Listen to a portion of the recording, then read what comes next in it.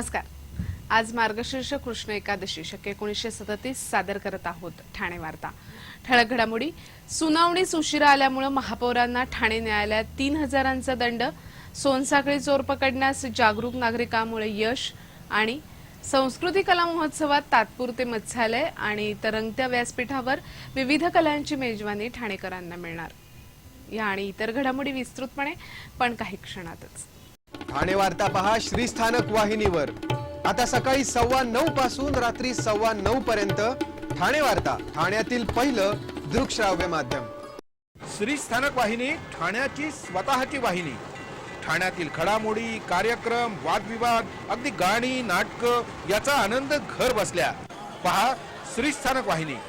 आपल्या ठाण्याचं हक्काचं व्यासपीठ श्रीस्थानक वाहिनी। ठाणे वार्ता आता संकेतस्थळावर देखील ठाणेवार्ता.com वर क्लिक करा आणि ठाण्याच्या घडामोडी जाणून घ्या।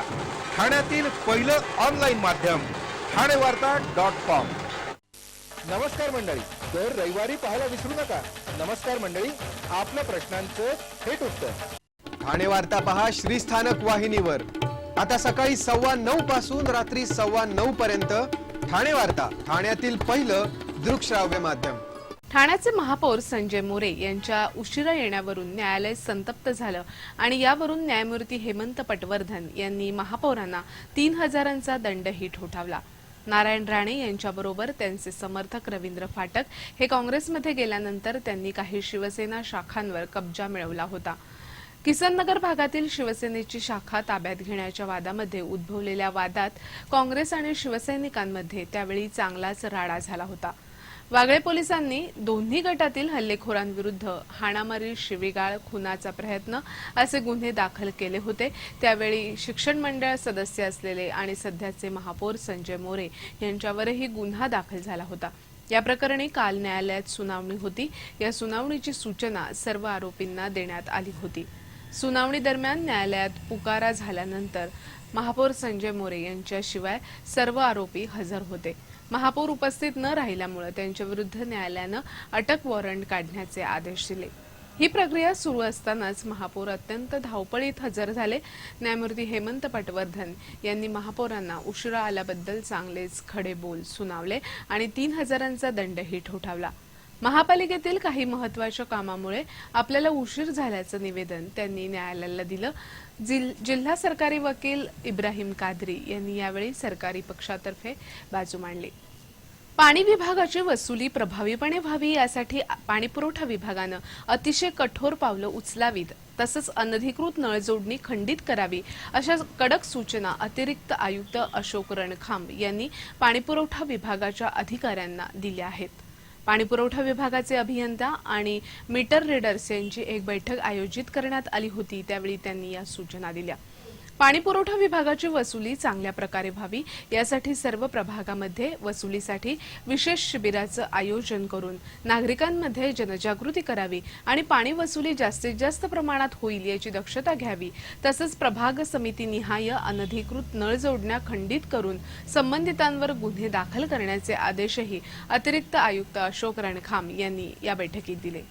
सोनसाखळी खेचून धूम ठोकणाऱ्या दुकलीपैकी एकाला जागरूक नागरिकांना रंगेहात पकडून पोलिसांच्या हवाली केले। यामध्ये एक नागरिक जखमी झाला आहे। ठाण्यामध्ये गेले काही महिने सोनसाखळी चोरांनी धुमाकूळ घातला आहे। काल ठाण्यातील नौपाडा भागात गोखले मंगल परिसरात असाच सोनसाखळी चोरण्याचा प्रकार घडला। अतुल भट आणि त्यांचे मामेसासरे शरद बर्वे या दोघांनी सोनसाखळी चोरणाऱ्या दुकलीला पकडण्याचा प्रयत्न केला, मात्र त्यांच्याशी झालेल्या झटापटीत शरद बर्वे जखमी झाले आहेत। भट यांच्या मेहुणीचा विवाह गोखले मंगल कार्यालयात होता। या विवाहासाठी आलेल्या रेवती बर्वे कार्यालयात जात असताना दुचाकीवरून आलेल्या मोहम्मद शेख आणि त्याच्या साथीदारानं रेवती बर्वे यांचं मंगळसूत्र हिसकावण्याचा प्रयत्न केला। हा प्रकार पाहून अतुल भट यांनी या दोघांच्या दुचाकीवर झेप घेऊन मोहम्मद शेखची गचांडी वळली, तर बर्वे दुसऱ्याला पकडण्याच्या प्रयत्नात जखमी झाले। त्यांच्या डोक्याला 6 टाके पडले आहेत। या झटापटीत एक दुचाकीस्वार पळून जाण्यात यशस्वी ठरला। मोहम्मद शेखला पोलिसांच्या तावडीत देण्यात आला असून पोलिसांनी त्याच्याकडून 3 मोबाईल हस्तगत केले आहेत। ठाणे शहराच्या काही भागाचा पाणी पुरवठा उद्या सकाळपासून 24 तास बंद राहणार आहे.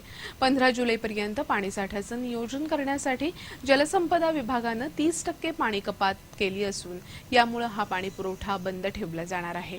उद्या म्हणजे बुधवारी सकाळी 9 वाजल्यापासून गुरुवारी सकाळी 9 वाजेपर्यंत हा पाणी पुरवठा बंद राहील. यामुळे घोडबंदर, पाचपखाडी, ऋतुपार्क, महागिरी, लोकमान्य नगर, नौपाडा, उथळसर, वागळे इस्टेट, पातलीपाडा, आझादनगर, डोंगरीपाडा, वाघबीळ, ओवळा, समतानगर, श्रीनगर, इंदिरानगर, गांधीनगर, रेतीबंदर, मुंब्रा आणि कळव्याच्या काही भागाचा पाणी पुरवठा बंद राहील. ठाणे वार्ता पहा श्रीस्थानक वाहिनीवर. आता सकाळी 9:15 पासून रात्री 9:15 पर्यंत ठाणे वार्ता, ठाण्यातील पहिलं दृकश्राव्य माध्यम. आपला परिसर स्वच्छ आणि सुंदर ठेवण्यासाठी ठाणे महापालिकेत सहकार्य करा. ओला सुका कचरा वेगवेगळा जमा करा आणि रोगराईपासून मुक्तता मिळवा. ठाणे वार्ता आता संकेतस्थळावर देखील ठाणेवार्ता.com वर क्लिक करा आणि ठाण्याच्या घडामोडी जाणून घ्या. ठाण्यातील पहिलं ऑनलाईन माध्यम ठाणेवार्ता.com. डॉक्टर आणि रुग्णांचं पिढ्यानपिढ्यांचं जिव्हाळ्याचं नातं म्हणजेच डॉक्टर बेडेकर हॉस्पिटल. आता अत्याधुनिक सोयी सुविधा आणि तंत्रज्ञान युक्त वंध्यत्व निवारण केंद्रात IVF आणि टेस्ट ट्यूब बेबीचीही सुविधा. डॉक्टर बेडेकर हॉस्पिटल, महर्षी कर्वेपथ, ठाणे. 65 वर्षांची निरंतर सेवा. ठाणे वार्ता पहा श्रीस्थानक वाहिनीवर. आता सकाळी 9:15 पासून रात्री 9:15 पर्यंत ठाणे वार्ता, ठाण्यातील पहिलं दृकश्राव्य माध्यम. डॉक्टर अरुंधती भालेराव संचालित प्रारंभ कला अकॅडमीतर्फे बालमहोत्सवाचं आयोजन करण्यात आलंय. 8 आणि 9 जानेवारीला होणाऱ्या या बालमहोत्सवात विविध कार्यक्रमांचं आयोजन करण्यात आलं असल्याचं डॉक्टर अरुंधती भालेराव यांनी सांगितलं. बालमहोत्सवांतर्गत 8 जानेवारीला विना शेगडी पाककला स्पर्धा, टाकाऊतून टिकाऊ स्पर्धा, चित्रकला, सुगम संगीत, एकेरी, समूह नृत्य, देशभक्तीवर गीत गायन स्पर्धा, पसायदान पठण, अथर्वशीर्ष पठण अशा विविध स्पर्धा होणार आहेत. 9 जानेवारीला उंदीर मामा आला कामा आणि राजाची मर्जी ढगावानी ही बालनाट्य प्रारंभतर्फे सादर होणार आहेत. नाट्यशाला या संस्थेतर्फे भरारी हे मूकनाट्य सादर केलं जाणार आहे. तर 10 जानेवारीला पारितोषिक वितरण सोहळा होणार असून डम्पिंग ग्राउंडवर कचरा वेचून आपलं शालेय शिक्षण मोठ्या चिकाटीनं आणि हिमतीनं पूर्ण करू पाहणाऱ्या 2 मुलांचा सत्कार यावेळी करण्यात येणार असल्याचं अरुंधती भालेराव यांनी सांगितलं. जिल्ह्यातील सहकारी गृहनिर्माण संस्थांच्या मानी व अभिहस्तांतरणाची मोहीम यशस्वीपणे राबवावी अशी सूचना उपजिल्हाधिकारी फरोग मुकादम यांनी केली आहे. जिल्हाधिकारी कार्यालयात झालेल्या एका बैठकीत त्यांनी ही सूचना केली. मानी व अभिहस्तांतरणातील अडचणींवर मात करण्यासाठी शासन स्तरावर प्रयत्न चालू आहेत. यासाठी स्थापन करण्यात आलेल्या समितीच्या बैठकाही सुरू असून स्थानिक पातळीवर अनेक अडचणी येत असतात, पण यावर सर्वांनी प्रयत्न करून उपाययोजना केली पाहिजे असं त्यांनी सांगितलं. मानी व अभिहस्तांतरणासंदर्भात जी प्रकरणं दाखल होतील ती तपासून त्वरित निकालात काढावीत असे आदेशही फरोग मुकादम यांनी दिले. शास्त्रीय संगीतातील दिग्गज किशोरीताई आमोणकर यांच्याशी रसिकांचा एक मुक्त संवाद येत्या शनिवारी ठाण्यात आयोजित करण्यात आला आहे. एका पत्रकार परिषदेत मुक्ता जोशी यांनी ही माहिती दिली. विश्वशांती संगीत नृत्य महोत्सवाच्या कार्यक्रमात हा मुक्त संवाद कार्यक्रम होणार आहे. ठाण्यात अशा प्रकारचा कार्यक्रम प्रथमच होत आहे. या मुक्त संवाद कार्यक्रमात प्राध्यापक केशव परांजपे आणि नंदिनी बेडेकर या किशोरी आमोणकरांशी मुक्त संवाद साधणार आहेत.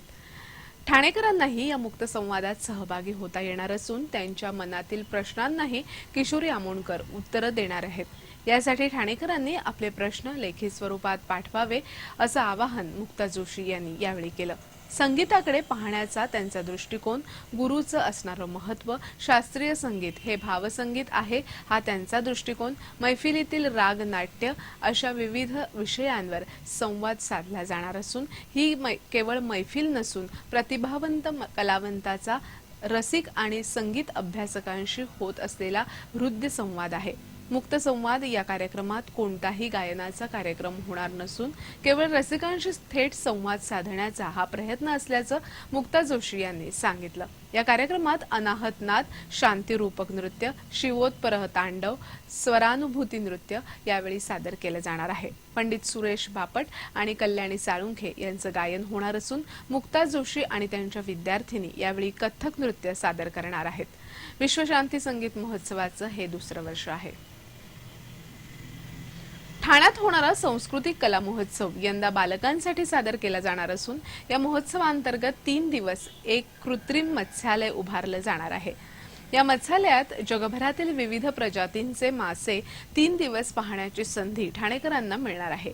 ही माहिती सांस्कृतिक कला महोत्सवाचे आयोजक आमदार प्रताप सरनाईक यांनी दिली. 8 ते 10 जानेवारी दरम्यान हा महोत्सव होत असून यासाठी उपवन तलावात तरंगत व्यासपीठ उभारण्यात आलं आहे. ठाण्यात प्रथमच तरंगत्या व्यासपीठावर कार्यक्रम सादर होणार आहेत. या महोत्सवांतर्गत 150 वर्षापूर्वीच्या चित्रकृतींचं एक खास प्रदर्शन आयोजित करण्यात आल्याचं प्रताप सरनाईक यांनी सांगितलं. राजा रवी वर्मा, कला तपस्वी अब्बालाल रहमान, बाबूलाल पेंटर, चंद्रकांत मांढरे यांच्या गाजलेल्या चित्रकृतींबरोबरच संजय शेलार, प्रफुल्ल सावंत, प्रमोद कुर्लेकर यांनी निर्माण केलेले कलाविष्कारही पाहता येणार आहेत.